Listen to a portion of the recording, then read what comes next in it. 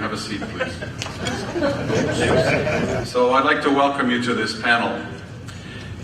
It's Ukraine, emerging technology nation, but emerging, I think, is the wrong word. It should be a restart nation. I think it's a country that has a long legacy of science and R&D and technology. So we have a distinguished panel today representing both the Ukrainian and a Canadian perspective. And really what we're trying to do is, everybody talks about potential. Ukraine has a lot of potential. Some of us that have been working in Ukraine for a long time knew that 25 years ago. The secret is to turn that potential into economic and social value, and that's what technology can do and innovation can do.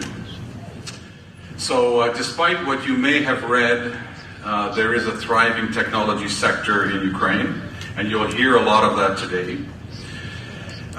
You'll hear a lot of interesting statistics about Ukraine, where Ukraine is in the world as far as technology is concerned. And we heard today about investment.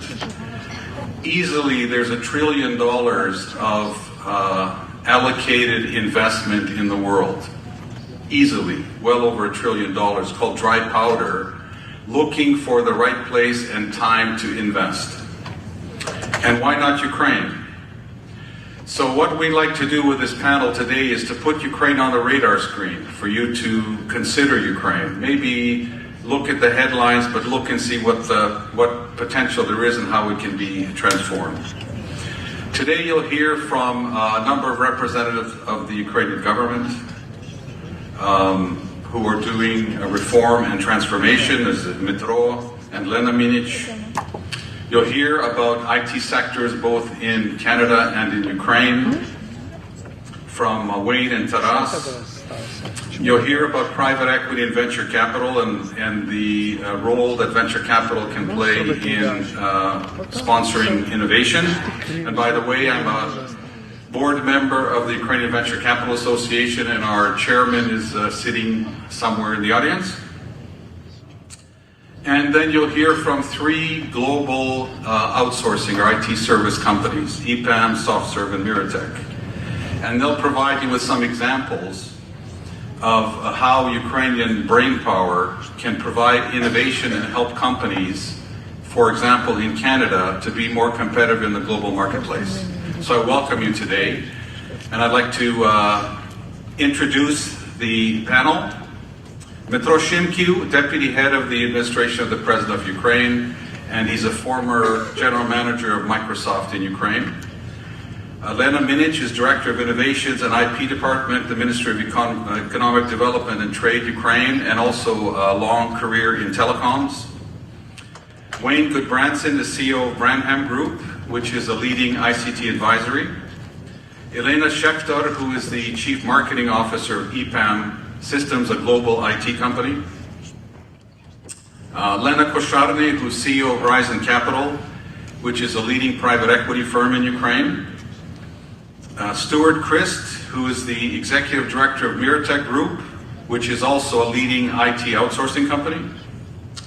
Taras Kitzmay, who is a founder and a board member of SoftServe, one of the top outsourcing companies in the world. He's also president of the IT Association of Ukraine.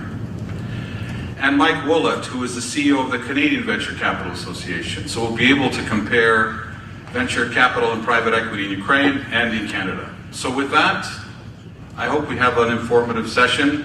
Each of the presenters will have approximately 7-8 minutes to do their presentations, after which we'll entertain questions from people in the audience, and I have a few questions as well. So thank you very much, and I'd like to ask Dmitro Shimkiw to come to the podium.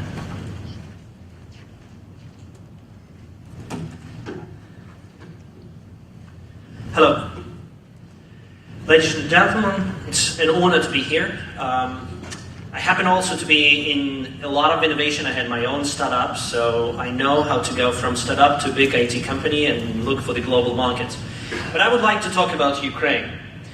And one of the things that when we very often talk, and some of you have seen this brochure, some of them was distributed on the event, we try to compile the famous 50 innovations that Ukraine gifted to the world. Very often the innovations are known, but unknown that they've been connected with Ukraine. The one which is connected with Canada, and it's interesting, the famous IMAX, which was presented in Montreal, was one of the four inventors, was Roman Kreiter, who also happens to be the inventor of the Force that be with you in the Star Wars.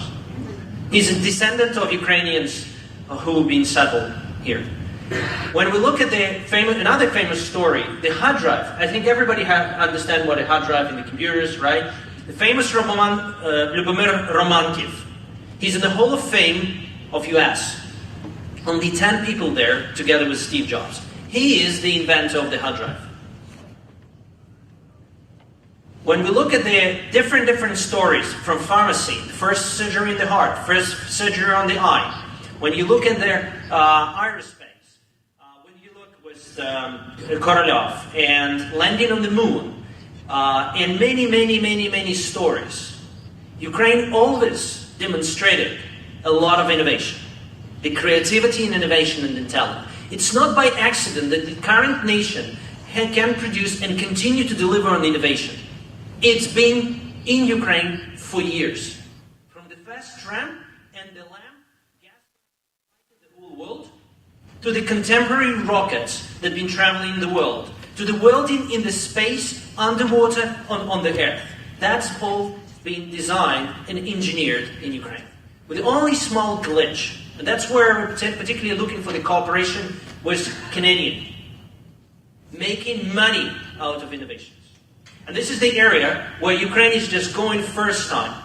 So when we're looking at the few facts that I want you to remember, it's more than 90,000 IT developers, which with a very concrete vision to grow it to 200,000 developers. It's more than 1,000 IT companies. It's more than 100 R&D centers that are doing research and development in Ukraine. More than 2,000 startups.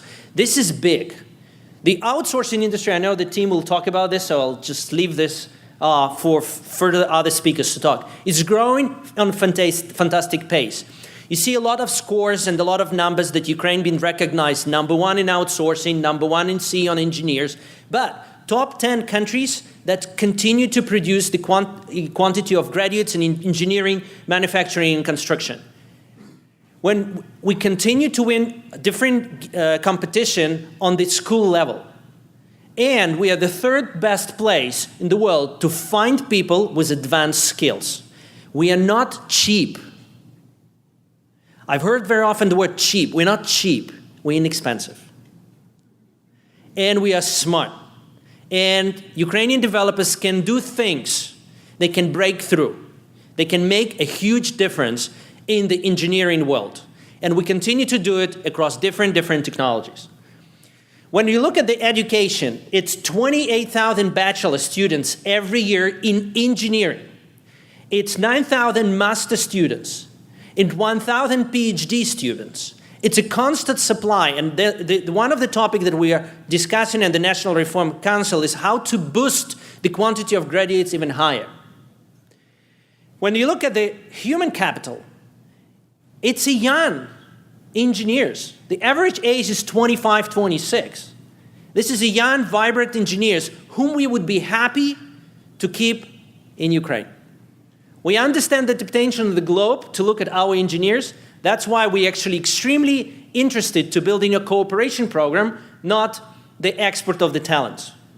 We believe that creating this special condition and creating joint development opportunities will benefit the country much more.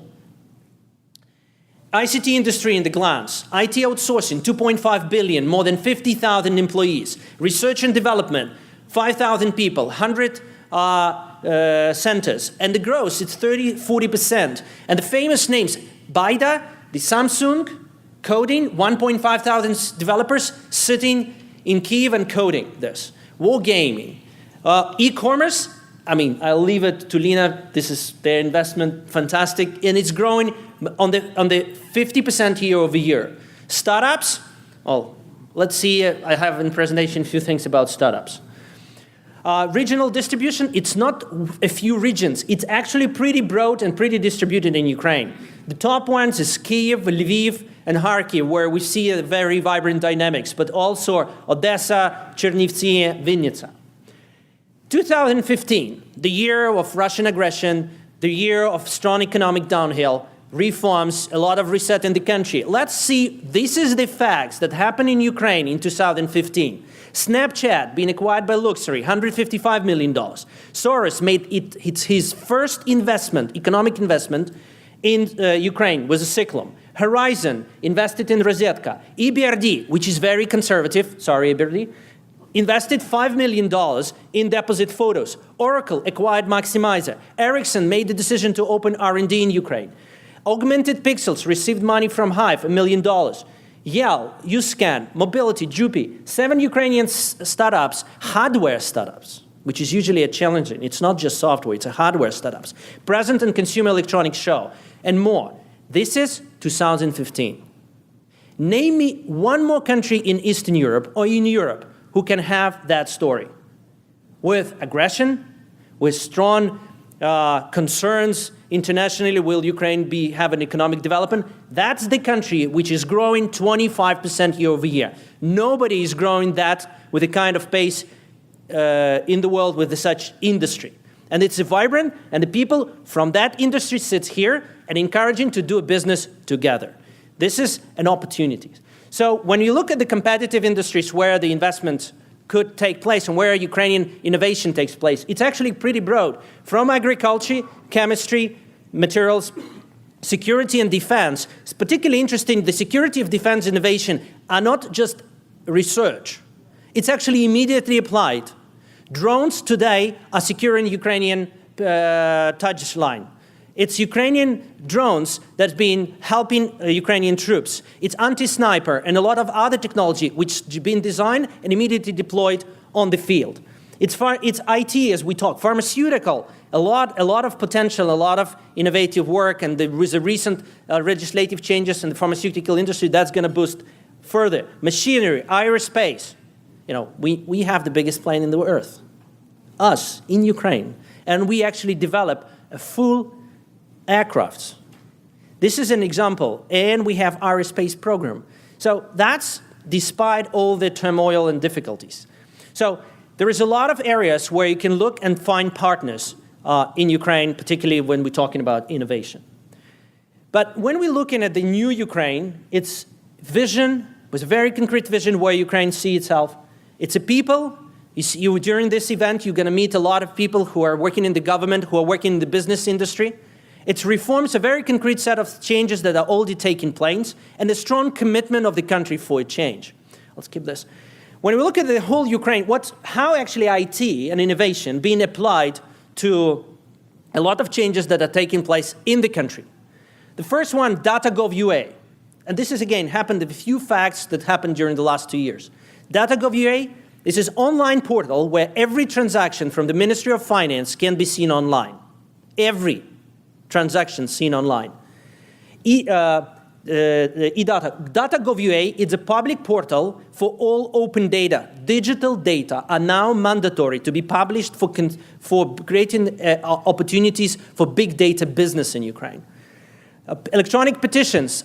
We built electronic petitions to the President of Ukraine. It's more than 18,000 petitions today. Government procurement Prozoro, probably one of the best success story we probably heard already. This is a system that's been built from scratch by volunteers. And this is the best example of startup in politics, in governance, in startup. It was funded initially through crowdfunding, then supported with Western NIS Enterprise Fund, then with EBRD. Now it's the best procurement system globally, recommended by EBRD, running in the cloud, fully automated, open source, secured from frauds, constantly continue to develop. It's a huge repository of big data, which are, again, available for analysis and processing. That's a story of how innovation can be blended with new government, new approaches to build absolutely new systems. And of course, 3G, despite that it's been late, we've still been able to run a tender and through the open and transparent process attract 11 billion hryvnias to Ukrainian state budget. This is how public procurement reform looked like in BI for Prozoro.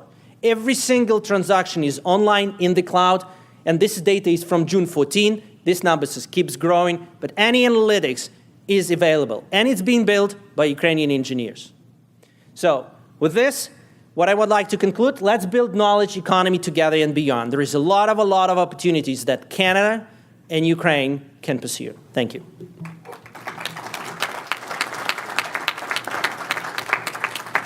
Thank you very much. By way of introduction, my name is Bohdan Kupic. I'm a vice president at KM Core, a technology investment company. We do data center, cloud. We also are defense and security and other technologies. And our startup organization is called Borscht Ventures, for those of you who like borscht. With that, I'd like to introduce Lena Minic, Minister of Economy and Trade.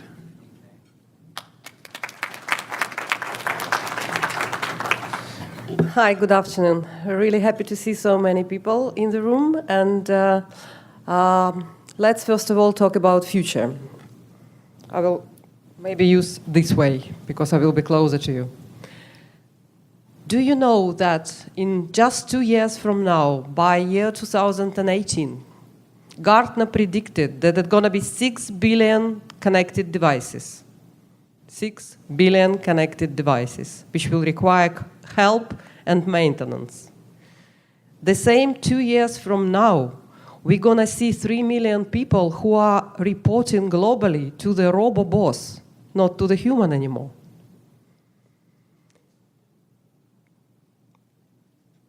Got it? As well, in 2 years from now, we're going to see like 20% of digital buildings or smart buildings, unfortunately, will be vandalized by hackers. Again, in 2 years from now, 45% of innovative companies will have more robots than humans. What about your business? How do you see the development of the digital coming to your area? What do you think is going to happen? Augmented reality, robots, automated machines, software. And by the way, what will be the most common question in 3-5 years from now? Anybody guess? Where can I get brains for my robots? Where can I get brains from my robots? And the answer is in Ukraine.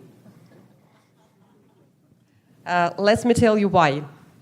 I'm working for the Ministry of Economic Development and Trade, and I'm responsible for the development of innovation and intellectual property. For the last 6 months, we've been prepared a high-tech strategy for our country. And what we did, very busy slides, just to attract your attention. We did a lot of work. So what I said, we did a lot of work of analysis. We did a lot of work of looking on OECD classification, SWOT analysis, different matrices, core competencies. And what we came as a result, it's basically the picture, better illustrate like that. So we came to the conclusion that there are certain industries which will have a bigger potential and faster possibility to give a payback.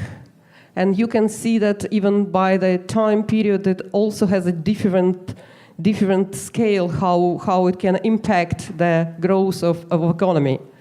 And the core in all of these industries is basically using our core competence in ICT, producing of software, and applying these capabilities to the different areas.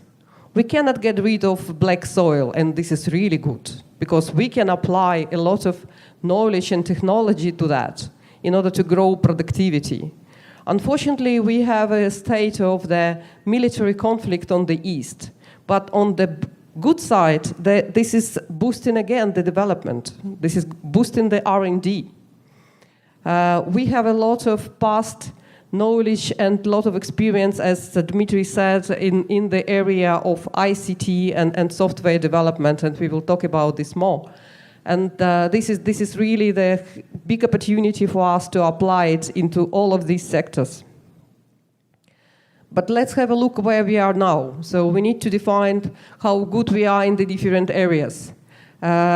To build the knowledge economy, basically you need to look at the 4 different pillars. The pillar number 1 is economic regime, which consists of tariffs, non-tariff barriers, regulatory quality, and rule of law. The second, and we are unfortunately here on 93rd position only. But with the current changes and with the current reform, judicial reform, we will definitely jump up in this area. The second pillar is ICT. And for the last 10 years, unfortunately, Ukraine went down year over year according to this index.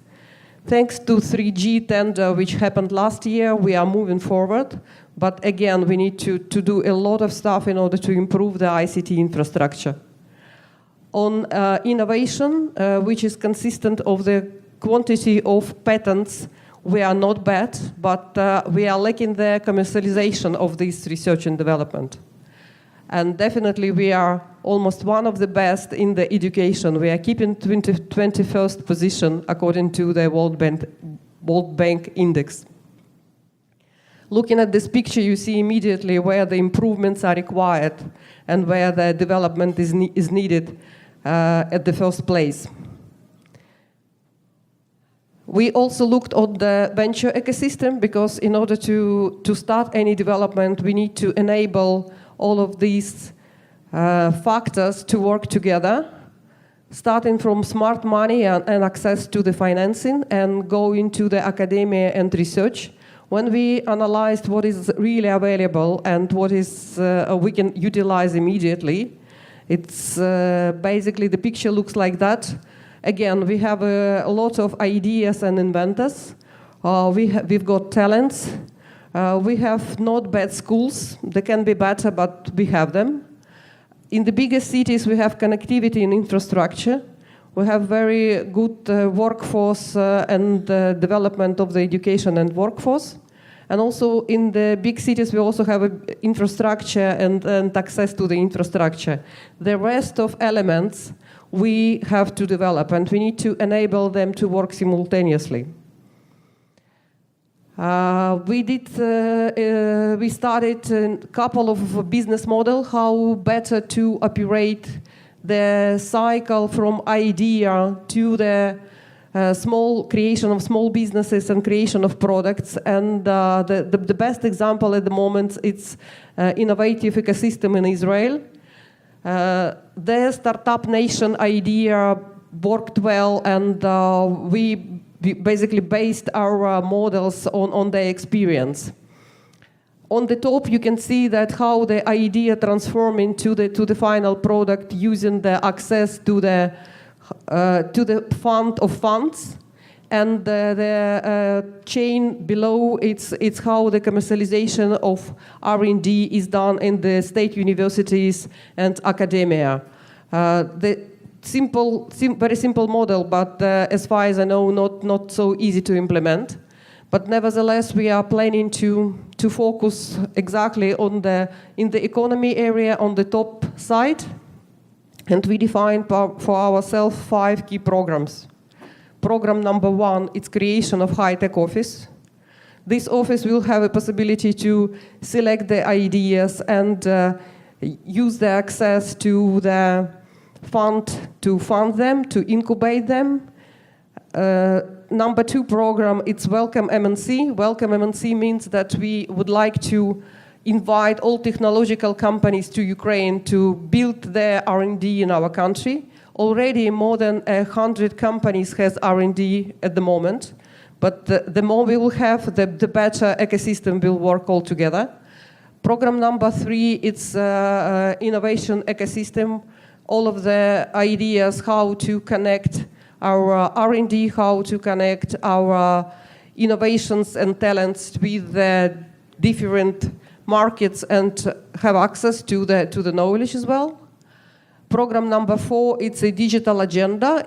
Those who knows how it's done in Europe probably know digital agenda for Europe, and this is a very similar program where you are focusing on the creating of the infrastructure for ICT, including cybersecurity, including access to the broadband access and all of the aspects.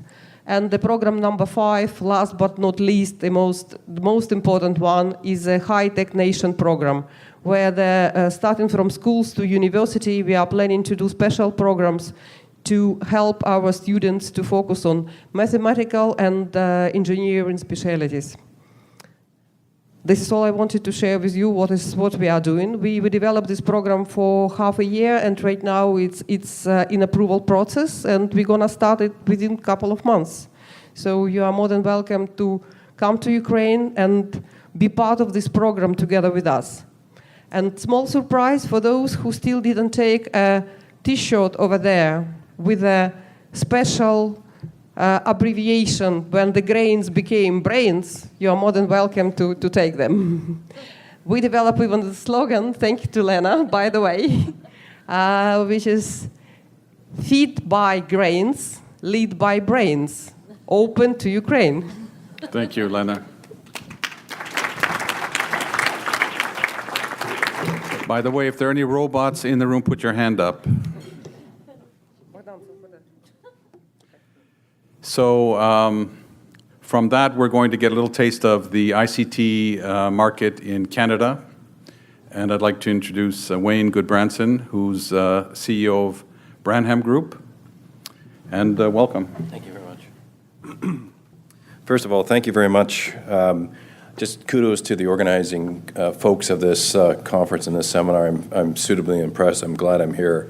There's a really lot of talented, very smart people here, and I'm learning from them all the time.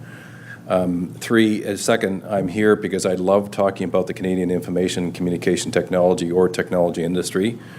And I'm hoping to enlighten you a little bit about what's going on in Canada and suggest some areas where there's opportunities and trends going forward. Just by way of positioning, I know you're not supposed to do a sales pitch, but I think you need to know who we are so you understand where we're coming from. Branham is a Canadian-based, globally directed industry analyst organization. We do compete against the U.S. guys like IDC and Gartner Group, to put it into perspective.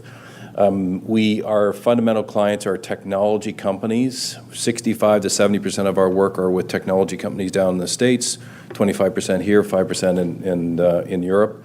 50% of those are large companies. We do all the external competitive intelligence work for 5 of the top technology companies worldwide, all based in California. 30% of what we do is for mid-cap companies, 20% small-cap companies, and that's who we are going forward. Been around 26 years. I used to be at Cognos. I was the first market research manager for Cognos, and they were acquired by IBM several years ago, and that's my background going forward. I'm going to talk about the Canadian ICT sector, overview, trends, opportunities going forward. Now, the data I'm going to go over with you is based on our listing, the Branham 300. This is the top 250 Canadian tech companies in Canada, ranked on gross revenues, both privately held and publicly traded. We also track the top 25 foreign multinationals in Canada, and as you know, most multinationals don't want to net out their Canadian revenues, but we have an algorithm, and we're able to pull that all together and test it out there. And then we also identify every year our take at the 25 up-and-comers. And over the last 15 years, 72% of all the up-and-comers have received some form of financing or have been acquired. If anybody knows Salesforce and Radian 6 out in New Brunswick, who's the gentleman from New Brunswick I met today? There you go. We're the first ones to identify Radian 6, and that's what we do. We go out there and identify those types of firms. So, you know, I have to always have a Canadian hockey analogy, by the way, ladies and gentlemen. I'm interested in Ukraine for several reasons. The primary one is what?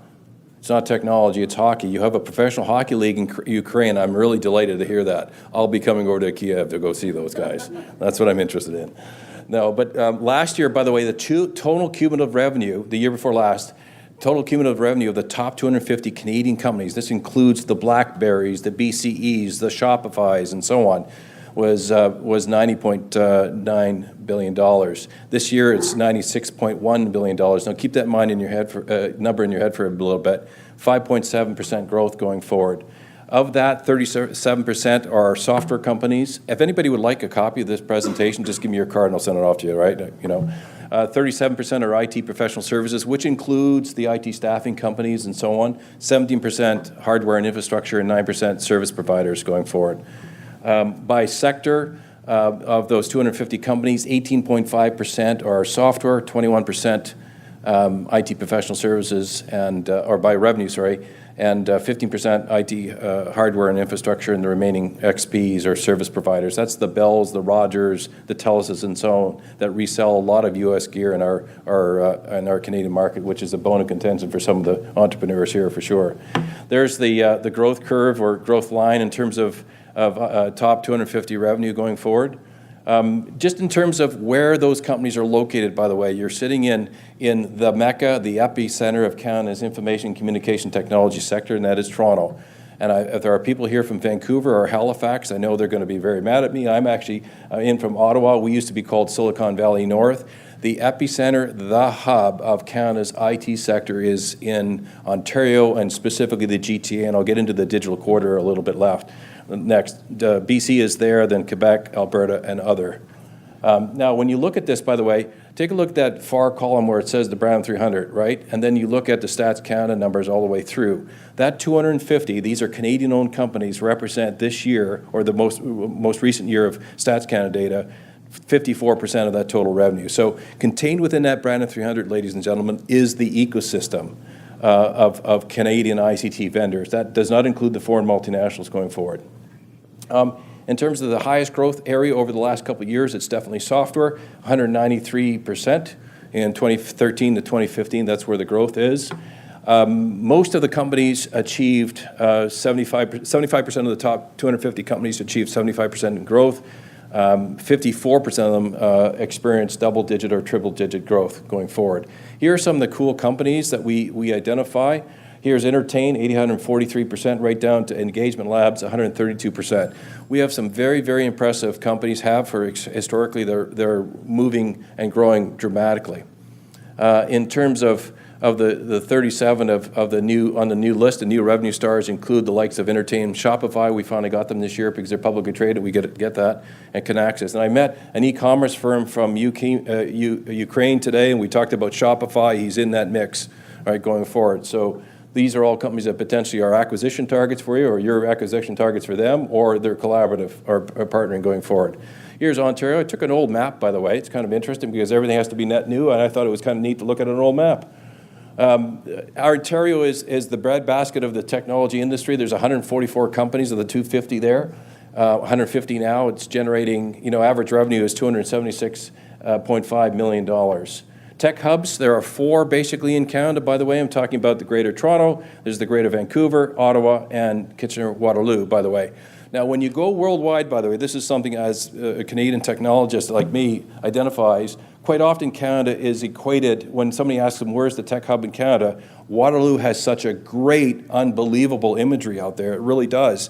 But you know what? Kitchener-Waterloo doesn't actually have a lot of the top 250 companies. Yes, they have BlackBerry, they have OpenText and that kind of stuff, but it's other regions within this country that are that are much larger, right? So for instance, in Kitchener-Waterloo, it's pretty much a startup city. There's a lot of startups there, but where they're the largest concentration of technology companies, by the way, is north of here, or we're in North Toronto, the region, York region going forward. Ottawa, beautiful city, of course, right? You should really come up. It's super. We're getting dug up a little bit. We're putting an LRT in there, but it's okay. There are 35 companies on the 250, 30% revenue growth.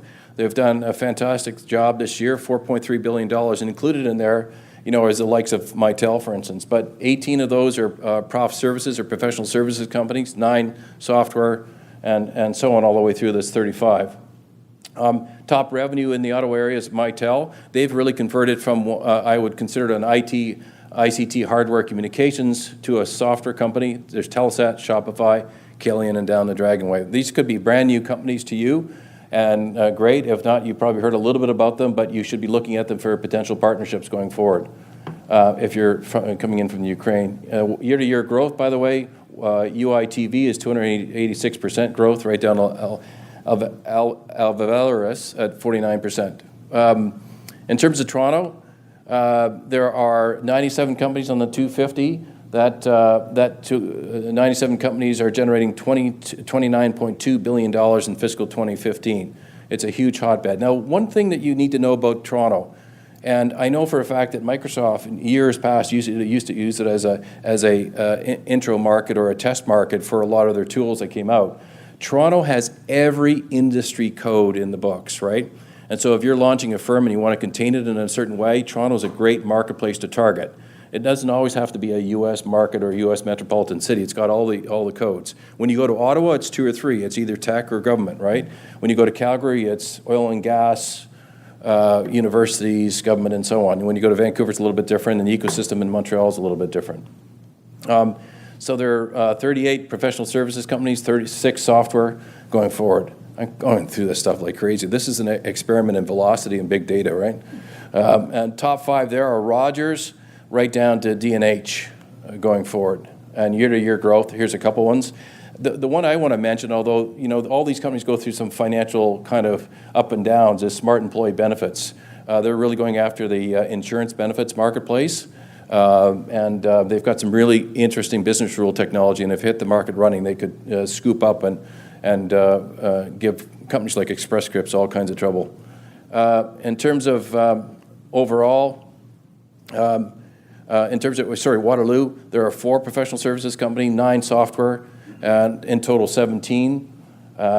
Those companies, the 17 companies there, had a slight revenue decline, and that's because of BlackBerry, ladies and gentlemen. By the way, how many of you use a BlackBerry? Hey, that's pretty good. That's pretty good. Still, BlackBerry is one of the best platforms in the world. Unfortunately, there's not enough application software unless you go to the BlackBerry Priv or the Android platform, right? It's really a magnificent platform, and I think most of us in Canada are really kind of lament a little bit that they didn't take off or they went through some troubles, because they're the ones that actually define what a smartphone was and is today. But anyways, BlackBerry is now $4.27 billion, a far cry from where they used to be, right down to StarTech, which is, did I get an error message? Tell me to shut up? No? There we go. Right down to StarTech of 219. By the way, OpenText, I just want to tell you the level of detail that we get into in this analysis, right? OpenText is a company, by the way, their growth has largely been through a few acquisitions recently, but when we do the analysis of net new revenue broken down, it comes, a small percentage is generated from net new clients, and a company like OpenText is going to suffer a little bit in the next couple of years unless they open up that company base, right? Some of the companies there, Enflick down to Foxnet, pretty exciting companies in terms of growth.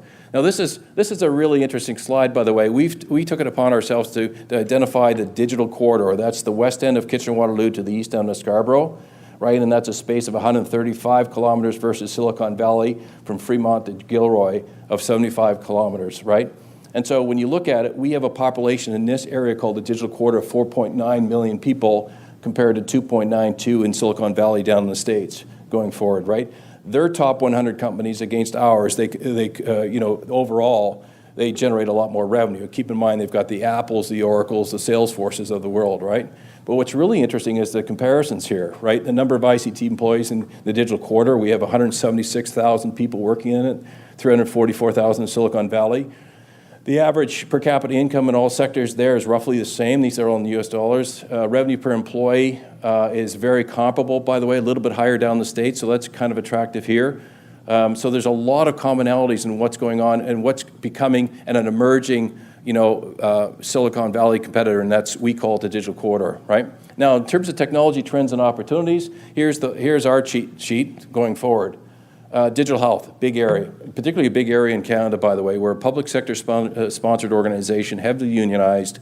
We're not using technology properly, and it's a huge, huge opportunity. It's also the most difficult market to enter and go forward. FinTech, Toronto is becoming, if not now, one of the top 3 FinTech capitals in the world. Cybersecurity, we're doing a lot of work here. Now, when you start having U.S. companies locating their R&D facilities in Toronto on the cybersecurity front, you've got core competency in that area. IoT, big. There's companies like ThoughtWire, which we're really high on, by the way, and they're considered by the Gartner Group one of the top 10 around the world. That's Internet of Things, sometimes called the Internet of Industrial Things, sometimes called the Internet of Health Things, right? Almost done. 2 more points, right? And then you've got predictive analytics, social innovation, and robotics. And it's in the social innovation, by the way, where I think there's a really huge marriage between Ukraine and Canada, right? Because this is public sector dollars spent on social innovation infrastructure to support our economy. Done, that's me. That is me, actually, that is me. Thank you. Thank you very much, Wayne. Obviously, there's a lot of room to grow for Ukraine. If we look at this, salaries for engineers in Toronto compared to salaries for engineers in Ukraine. Anyway, thank you very much. Next, I'd like to introduce Elena Schechter, who's the Chief Marketing Officer of EPAM. EPAM is a very large global IT services and outsourcing company, and some very good examples of a win-win situation between Ukrainian engineers and Canadian companies. Sir, could I get the other microphone?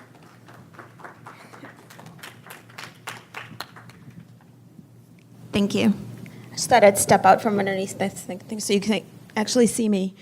So we get asked a lot about what we do, and I could talk about EPAM as a public company, probably one of the very first of our kind in terms of outsourcers going public in the States. But increasingly what we do is that we provide services for digital connected businesses. And that's kind of a mouthful. For those of you who don't know what that is, I thought I'd share a few examples. How do I do that?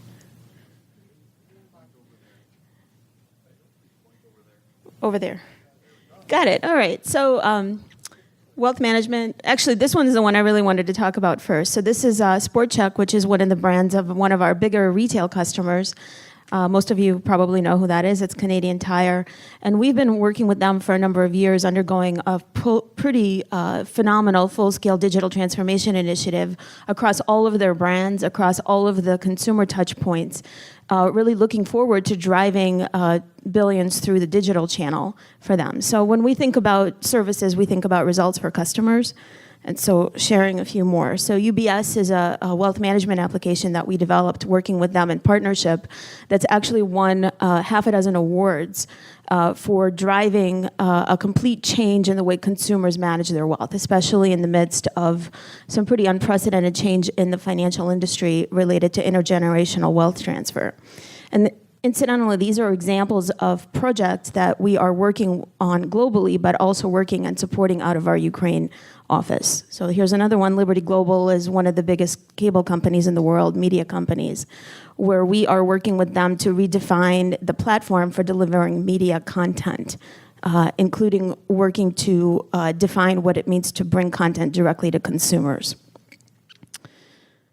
Expedia is another brand you're probably familiar with, but you probably don't know that they run 150 sites worldwide in 70 countries with 50 million visitors coming to transact, to buy travel and related services. And once again, it's another customer who we support out of a number of our global locations, but also out of Ukraine. This is Sephora, which is a pretty famous retail brand, cosmetics company, 100 million beauty insiders, so that's their loyalty program.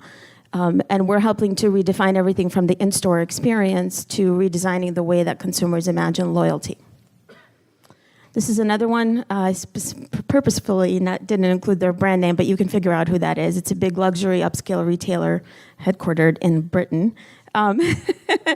And we are helping to redefine the meaning of a new connected digital store, turning retail into event spaces, turning event spaces into retail, and so on and so forth. Well, this one I'm not going to hide. So Intercontinental, if you've been to the one in Kiev, it's quite lovely. We work with them on a number of digital initiatives, not the least of which is the redefinition of the Priority Club membership program, which at last count had over 80 million members. And so I wanted to give you this as kind of an introduction because instead of talking about how many developers we have or how much we invest in platforms, which I'll do in just a minute, I wanted to talk about the most important thing that we do, which is deliver results for customers.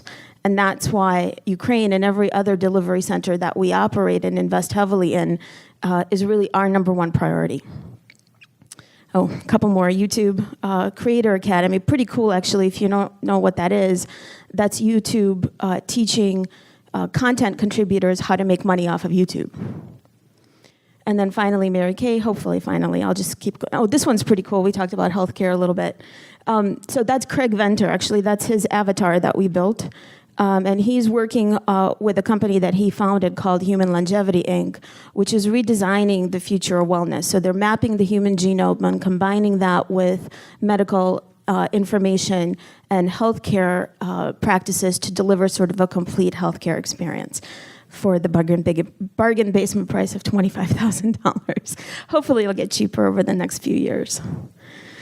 And so this is a little bit about us. You might wonder what socks have to do with anything, but EPAM's been around since 1993, and we are very well known for being excellent software engineers. So much so that we, out of probably the top 100 software makers in the world, count at least half of them as customers, both past and current. And so we consider that to be our classic go-to-market, EPAM engineering. But a few years ago, we started adding digital capabilities and are increasingly adding connected capabilities. And so we sort of thought, okay, we need to get alternative, turn EPAM engineering into an EPAM agency. And it didn't take us very long to figure out that we actually really needed both. We needed technology and we needed engineering, and we needed the structured thinking that comes from some of our delivery centers in the former Soviet Union, including the new ones that we're adding in Central Europe and the one we built in Ukraine. But we also needed the agency type skills, which is customer experience and design, empathy, and innovation services. And so together, we think we can become sort of this hybrid that combines the classic and the new. Okay, so now I'm going to talk about who we are. So as I said, we're founded in '93. We do about half our business in North America and half between between CIS, APEC, and Europe. We focus and address pretty much every single vertical. We're going to do a little over $1 billion this year, which is pretty phenomenal. EPAM's been experiencing a 25% plus growth year over year for as long as I can remember, and I've been here since 2002. And we are pretty much a global outfit now. And as much as we like to talk about ourselves as Central and Eastern European roots, it's pretty clear that the size and scale that we experience today has to be global in order for us to serve an increasingly global customer mix. So that's just some recognition. And this is sort of our go-to-market. This is how we think about ourselves. So we deliver expert teams to companies that are looking for advanced technology. We deliver solutions to companies that are trying to reinvent their brands and take it to kind of the next level, especially when it comes to digital. We're increasingly finding ourselves playing the role of strategic advisors. And you can see Canadian Tire, we think that we're all those things for them, hopefully even innovators. And we're starting to do innovation services, and I know there's a lot of talk about what that means. We think that means actually driving results, new business models, new ways of doing business, and taking companies who are thinking hard about what they want to be tomorrow into that tomorrow. This is a bit of a representation of kind of where we are. And you can see that Ukraine figures pretty heavily for us in terms of a delivery center. We're in 5 different locations in Ukraine, primarily focused in digital engagement and advanced technology, which are kind of our 2 bigger service lines. But obviously doing quite a bit of core engineering and data services, which is what we're calling intelligent enterprise. So a little bit about sort of Canada and why I'm here. One of the things, sort of objections that we routinely handle as somebody who does outsourcing is, aren't you taking jobs away from people that are in the market? And the answer is really no. We ended up in Canada by way of an acquisition of a small company called Thought Corp. And that company was actually in the process of shrinking because they were facing pretty stiff competition from global companies that were able to offer extended capabilities offshore. And with the acquisition, the growth was actually accelerated pretty significantly, so much so that EPAM's Canada office is actually being recognized for its growth and its performance. And we're actually going from, taking a shrinking company with less than 100 jobs and actually have 160 plus people now in Canada. So the message, I guess, for us is that this isn't kind of a zero-sum game. This is a plus for everybody. And the way that we think about the operation in Canada is that it's really Canada, but it's North America for us. And most of our clients, because they tend to be larger, are actually looking for that scale.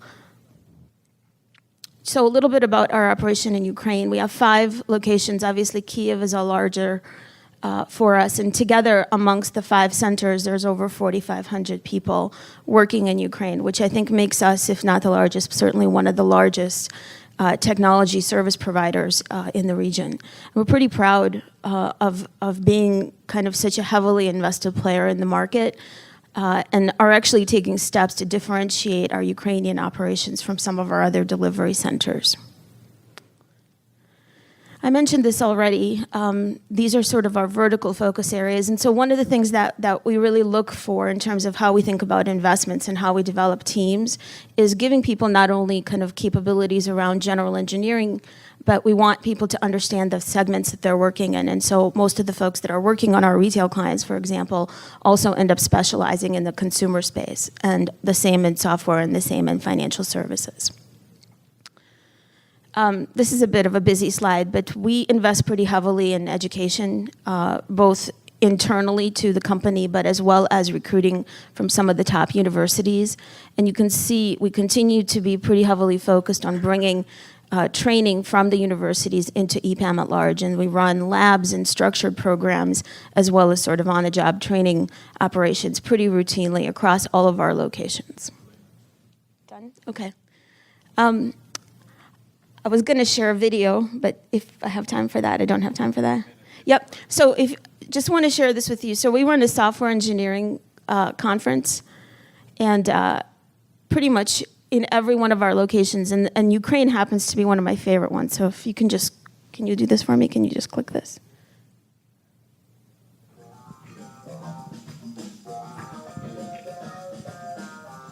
Should I say what this is?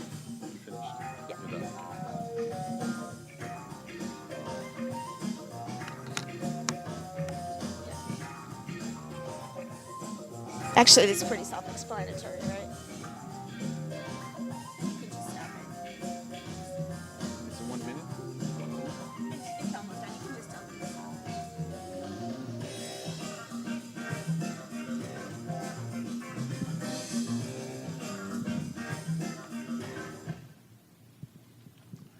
Thank you, Elena. So we can see how hard they work there, right? It's a really tough job.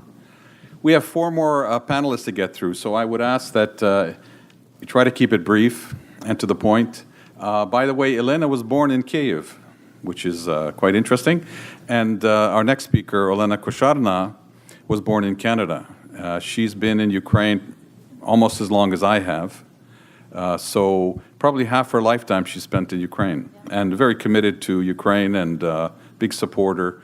And a very successful private equity firm, and she'll tell you about it. So please.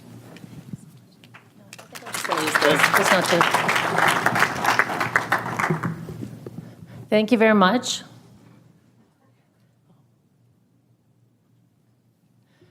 You know, it's a real pleasure to be here today. I've been to the other forums, and to come to Canada and to stand up here to see one of my former classmates from business school in the audience, I mean, it really is a thrill. It's wonderful. As Bogdan said, I've been in Ukraine for 22 years. I'm from Canada originally, and I'm definitely one of the proponents of it's time to invest. We continue to invest. We're happy to invest. If you want to join us, go ahead. Otherwise, we just keep on doing what we're doing, and we're very happy with the country and the investment climate. So we are a private equity fund. We're the largest in Ukraine. We've got 3 funds under management. We've put to work over $500 million in Ukraine and the region, 118 investments over 22 years. All told, the portfolio companies have employed 35,000 people in the region, and it's a legacy that we're very proud of. We've got some great investors backing us. I see Alyona here. Great to see you from IFC, and others. Thank you. And at this point, it's a really interesting time for us because we have really 2 sides of our business that give me 16-hour-a-day work days, but so much excitement and so much passion about what we do. So we've got our investment side through Horizon Capital, and through the first fund, with part of the exit proceeds, the U.S. government said, take $35 million, put it into technical assistance. At this time in Ukraine, it's badly needed. And we've been able to do some very interesting things with export promotion, with supporting projects like Prozora, and we're really pushing tech development. And we think, a plea to all the governments and donor agencies, really, if you want to make an impact in Ukraine, put development money into the tech sector. A few quotes from some, I would call, very smart people. We believe it's a ground floor, and we're not the only ones. I mean, obviously the conflict had stopped foreign direct investment, but we've seen, in particular, over the last 12 to 18 months, we really have seen foreign interest return to Ukraine. And if you see that list, again, it's in those traditional sectors, of course, Bungay and Cargill, et cetera, but you also see that in the tech space, you're seeing foreign investor interest return to Ukraine, and we think that that's just going to multiply going forward. So I love this slide. Ukraine has always been associated with grains. We consider that really it's about brains. And I like these fun facts, this comparison between Canada and Ukraine. In Ukraine, of course, very strong technically, very strong math and science education. You see that across the board. Boys, girls, people like to compete, Olympiads. That is why you see those kinds of results for Ukraine. So Canada 9, Ukraine just behind at 11. Same sort of share of math, science, and computing graduates. In terms of Good Country Index, you can see where Ukraine is 13th position worldwide, Canada 28. On the university side, clearly Canada has, particularly it's because of endowment funds. Universities in Ukraine don't have the kind of endowments that we see in the West, but still, Ukraine above India, Turkey, and other countries. And of course, the sheer volume of engineering graduates is why you do see a lot of interest in the tech space in Ukraine. It's cool to be in IT, and across the board, you see that it is now extremely cool. And you can see that supply outstrips demand, but we expect that to grow going forward, the gap to close going forward. I'm going to skip some of the outsourcing because I know my colleagues in the outsourcing business have this covered. I'll talk about one thing about outsourcing, and that's what we know. We clearly invest in companies. We invested in Ciclum in 3 years, and we sold it December 2015 to Soros Fund. I had lunch with Alex Friedland last week. He's very happy with his investment, so it's a good sign. One of the things I wanted to talk about today is really, moving up that value chain and what we see. And thanks to many of the pioneers in this room, I can see them here, who are focused on identifying companies that are doing product development. I think that's going to be an interesting story going forward. So I'm going to do a shout out to my friends at A Ventures. Andriy Koldyuk, why don't you wave your hand? And Yevhen Sasoyev, where's Yevhen? I think he stepped out. These two gentlemen truly are pioneers in the VC business in Ukraine. They're raising a VC fund, so definitely go talk to them.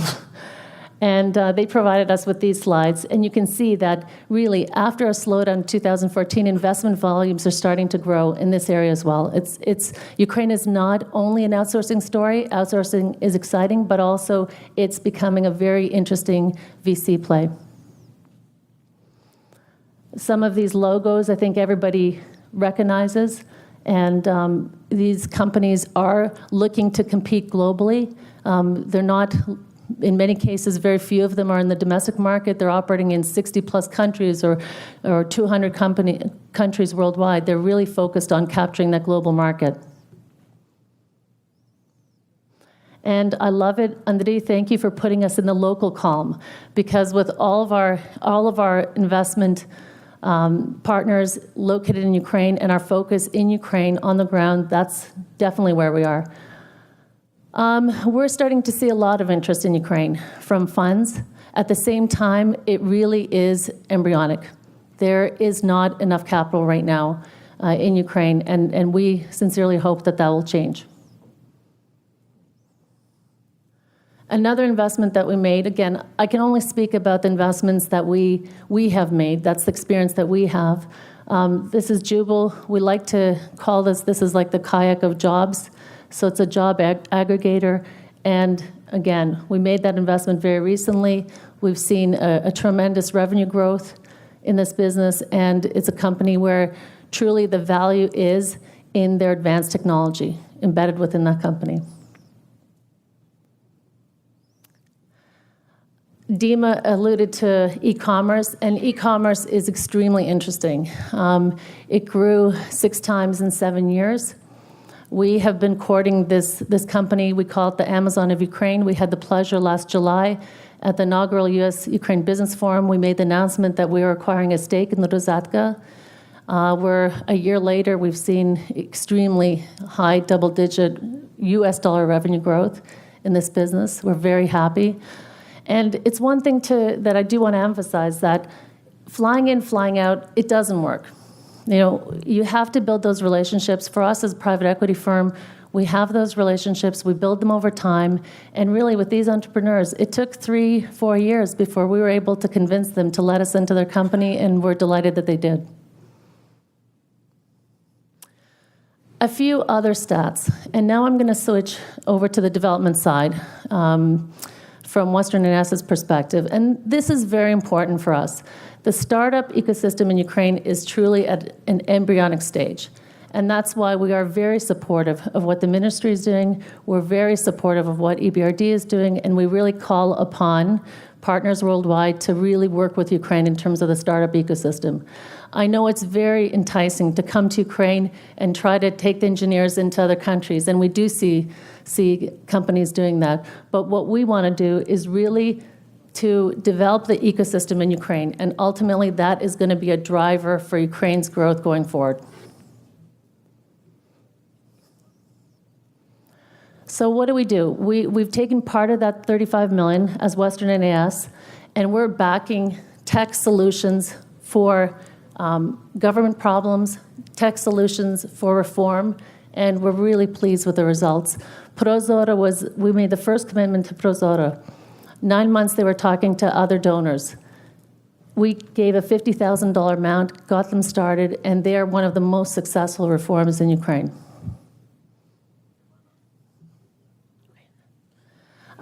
Very quickly, 1991 incubator, first nonprofit incubator, again, with Dima Shimkiv helping enormously. And this one has a very interesting Canadian connection. Thank you to Roman Vashchuk. We basically had a competition through the 1991 incubator, and 2 startups were selected to come to Ryerson for a 4-month fellowship program, which they will start in August 2016. So another example of cooperation between our great countries. Bogdan, I'm done, but please do run that video, because in the spirit of product development, I do want to also mention Dmitro Kostik, who's in this room, and he's got the great tables that you may have seen out there. This is also part of the development program that Dmitro, we greatly admire what he's doing. We've given him a grant to go to the Oscars of the restaurant business, and you'll see exactly why. This company is changing the way that we dine.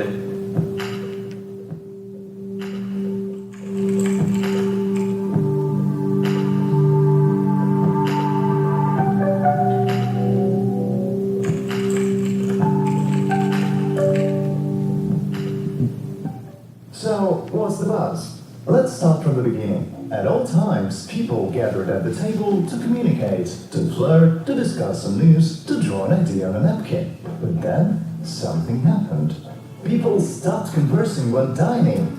Though there are billions of big surfaces they can communicate on, people will give all their attention to small but interactive devices. The idea to make a boring table into an interactive one seems obvious, but it is not that simple to create an interactive dining table. Dozens of prototypes appeared, but in real restaurants, their longest durability was 4 months only. However, one company from Ukraine has made it. Introducing interactive restaurant technology, the first interactive table for restaurants that really works. Due to the original system of hardware and software solutions, a durable, fast, convenient, and cost-effective product appeared. IRT tables have been working in many countries in real restaurants for 46 months without a single trouble, and they keep running, providing an appealing 11 months payback for the investors. These tables have attracted more than 1 million interactive impressions so far, and it makes this solution an emerging medium. Yeah, I'm Stuart Christ. I'm the director of Miratech North America. And I think you'll see a lot of parallels between what's been said by each of the speakers so far and the Miratech story. Also, I've been doing business in Canada for 30 years, and I find it a wonderful business culture. And I've now been working with Miratech in Ukraine for 3 years. And again, I have such respect for Ukraine in terms of the culture, and there's so much there. So I'm really excited about these synergies. And we will be certainly expanding our presence in Canada. I'm going to talk about disrupting Quadrant 4. And it's a story of a company founded in Ukraine and growing globally. And we're smaller in scale than some here. So just a little bit about Miratech. We've actually been around since '89. We're in Poland, Slovakia, and Ukraine. We were actually part of a public company until 2011 and went private. And we're relatively small. We have about 1,000 FTEs.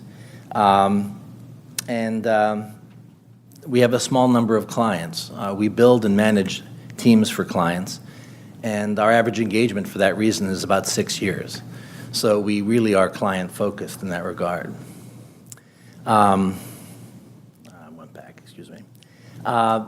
Public recognition, we received the award for the best program or project of the year in Europe last year.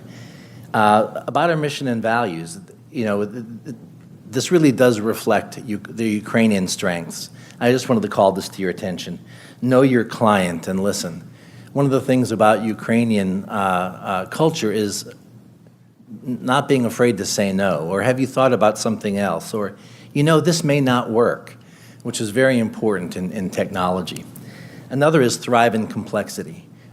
We pride ourselves in taking on initiatives where others have failed, so that the intellectual and the persistence, the capacity that's again a cultural strength, is a differentiator, and it's a company value. Earn trust through reliability.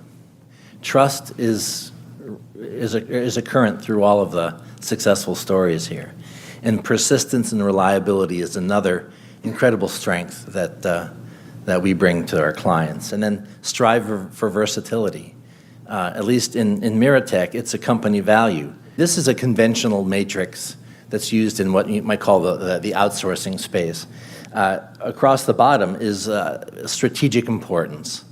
And vertically, you'll see that the matter of complexity.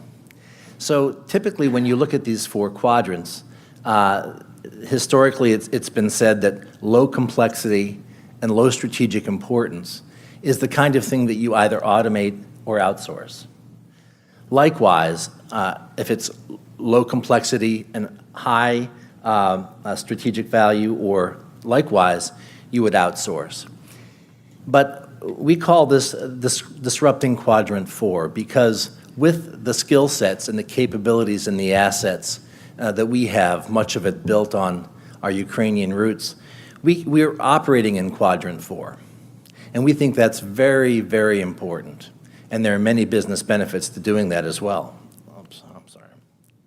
So here you see, by disrupting Quadrant 4, we're actually operating in highly complex, highly strategic arenas, so that the matters of intellectual property, ownership, and the like stay with the company, or as we like to call them, the partner. But we can contribute substantially in terms of Quadrant 4. So and I'll give you a little picture of how we're doing this. Again, this is the matrix we just looked at.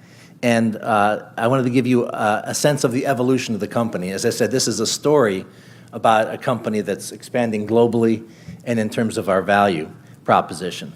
So what you'll see is a series of earlier initiatives and client relationships for the company operating in those quadrants, 1, 2, and 3. And then we started to evolve, and much of this is, I've heard others say, move up the value chain.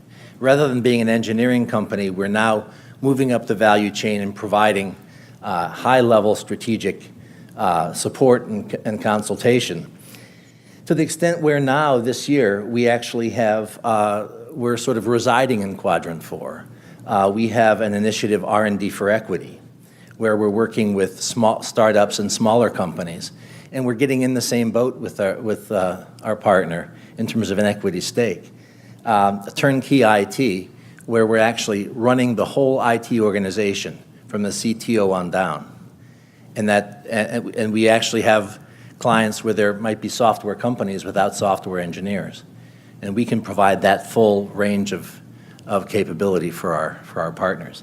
And another is Project Rescue. We found that we're very good at turning around failed projects because, again, going back to what we're really good at, visibility, transparency, and accountability that comes from a metrics-based approach. So this is just one example. This is a Canadian client who was in trouble developing a SaaS-based software product. And what we did here was to step in. There's a story in the recent Fortune where we were able to come in a short period of time, perform the project rescue, and then ultimately build and operate a technology team of 40 people to take that product forward. I did want to mention one other point since I think I'm ahead. This Quadrant 4, I wanted to say, in terms of Canada, we take a partner-based approach. So we're looking for partners in Canada who can be the tip of the spear, the subject matter experts. At our size, we don't claim to have all expertise in-house. So it's essential that we work with both partners who can be physically present and also have the domain expertise that's so essential to success. So that's the story of Miratech, and thank you very much. I'll give 2 of my minutes to SoftServe here. So another success story, Taras Kitsmei, I've known for a long time. He's from Western Ukraine, from Lviv. He's a co-founder of SoftServe, another global IT services and outsourcing company who's starting to move into product development. He's also the president of the IT Association of Ukraine, so I think you'll find a good perspective. Taras.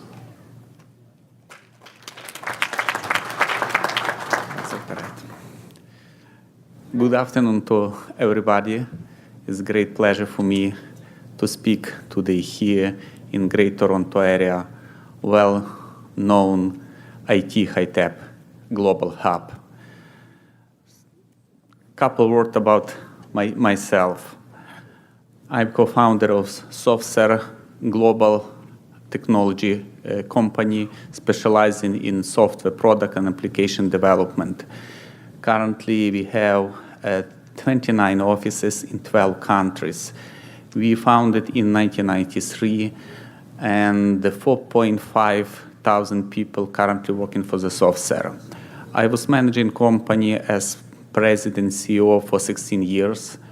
Starting from 2013, I moved to board, and currently I have more time to devote to other areas. And today I will be talking more on behalf of IT industry of Ukraine as a president of IT Association.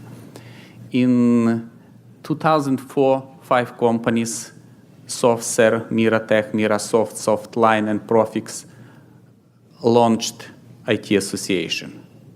Year before, we met many times on many international companies, international conferences, not in Ukraine, and we realized that the new industry emerged in Ukraine, and we need to have association for this industry. Associations that will create favorable environment for developing IT technologies in Ukraine. So, and we put our focuses in couple directions. First is working with government on government initiatives. Second, education. And the third is just to create platform for idea exchange, sharing knowledge, best practices. And here you see result. Tremendous success of IT export industry for the last 10 years.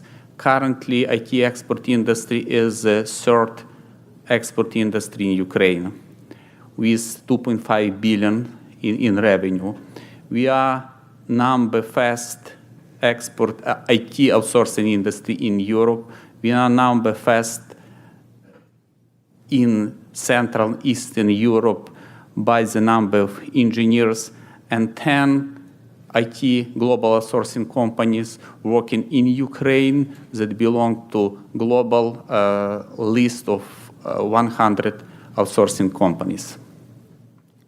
So, couple words about growth factors. So, first of all, our success is built on educational system, about strong collaboration between IT industry and education system. Second is our talents. Currently in Ukraine, we see third generation of IT engineers.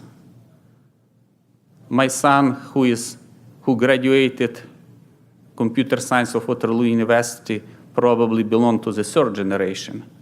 I'm second. People who assembled the first computer in continental Europe, it is the first generation. So we have in Ukraine unique culture when IT engineers is dream to be hero in technology space, targeted to create new innovation. And what is strong side of our people is R&D focus. We have a couple more advantages. This is cultural and business proximity, excellent creative solutions at reasonable cost, and available skills. There are 5 IT centers in Ukraine that covering 86%. The biggest for sure is Kyiv with 47%.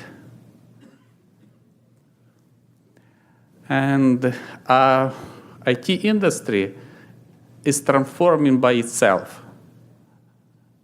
adding more and more value-add services. Very often,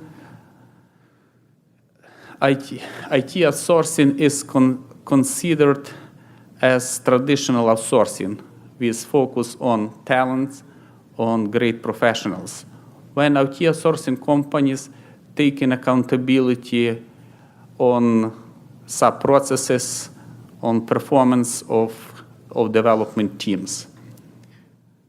As long as IT outsourcing companies providing their services to 100 clients, they are formalizing their experience and building their best practices in many areas.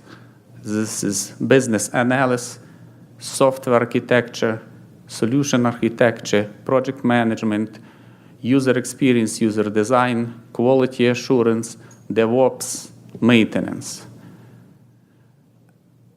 After that, IT outsourcing companies starting to propose new type of services. We call this type of services the second level here on this picture is product development services 2.0, when they cover in full software development life cycle, starting from business analyst, managing scope of the project, and ending with quality assurance and maintenance.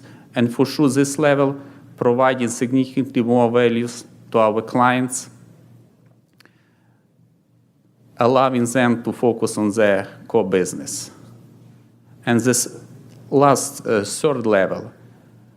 During last decades, we see many examples when great companies like Google, Amazon, Apple, driving technology innovations, doing business in new way.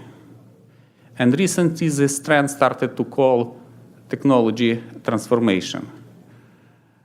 We see today that companies that didn't pay attention to transforming technology transformations like Kodak is out of business.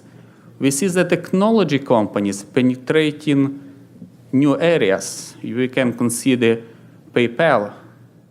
They are in business more than 10 years, but they have capitalization twice more comparing to Deutsche Bank, who are in business more than 100 years. So there are many, many more examples. And today, technology transformation is like must to do for any business or any enterprise.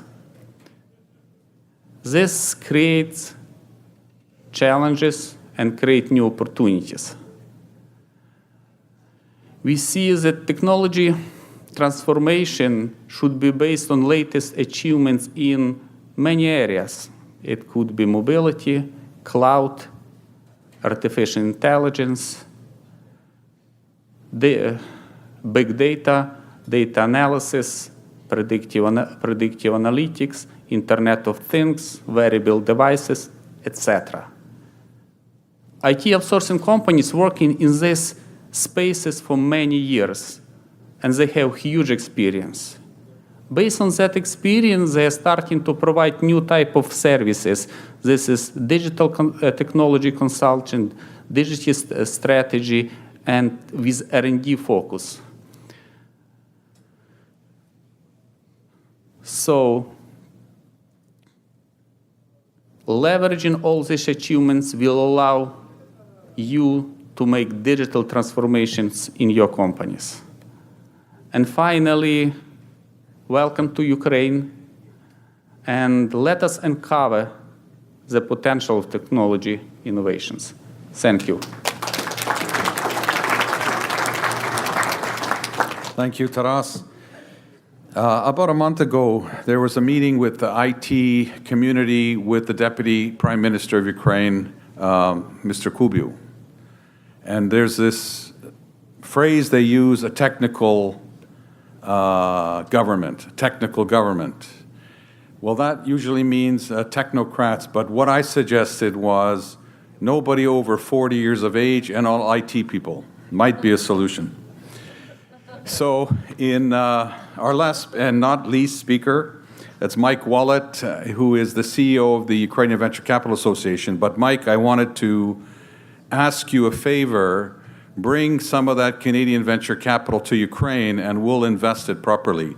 And by the way, Andrei Kolodyuk, who's the chair of the Ukrainian Venture Capital Association, is sitting right here. If you have any spare cash, please talk to us. And Oля Afanasova, who's also the director of the Ukrainian Venture Capital Association. Spare cash, please see them. Thanks. Hi, everybody. Wow, you stuck around. That's amazing. I'm really privileged to be here, and I feel honored amongst these esteemed colleagues. And now I feel like there's a fair bit of pressure because I'm last, and and everyone wants to get out of here. No, just kidding. But actually, you know, it's always kind of dangerous. Somebody told me the Prime Minister is coming next, and I thought, man, getting between this crowd and what Vanity Fair voted as the sexiest leader in the G20 is, I better get going. A little bit about us as an association. We have 1,000 members, thousands of members, across the country, about 250 firms we represent that invest everywhere from Canada Pension Plan at the top, which is a $300 billion, one of the largest wealth funds in the world, all the way down to, say, a Golden Ventures, which is one of our smaller venture funds that has a $12 million fund investing in Kitchener-Waterloo. So we represent the gamut of private capital from, obviously, the big private equity side to the venture side. What I was asked to speak to today is just what the Canadian venture landscape looks like. And I'll pause here by saying that we're going through a bit of a refresh here. We had our asses kicked in 2001 and again in 2007. As well, there was a lot of poor performing funds out there. Most people refer to venture in, say, 98 to 2008 as being a bit of a lost decade. And now we're seeing this real resurgence. There's a saying out there that Canadian venture used to aggressively wait by the phone. It's really turned a corner, and it's very interesting. And you'll see it in some of the stats we do and go through anyway. It's kind of it's quite a rebirth. Just a little bit about me. I run the association, of course, as was introduced. I used to work in government. I ran economic policy for the Liberal Party, and then the Minister of Finance, and then got into broadcasting, and then I had a few of my own startups. And I was between them when the association said, "Can you redo this thing?" So, like I said, we do typical association stuff, but then we also represent the industry around the world. I do a lot of speeches about why invest in Canada effectively and why venture. Venture needs the push, private equity doesn't. So we do all the data for the industry, all the transactions, and that's what I'm going to present today. So where does the money go? Sorry, the numbers get a little small.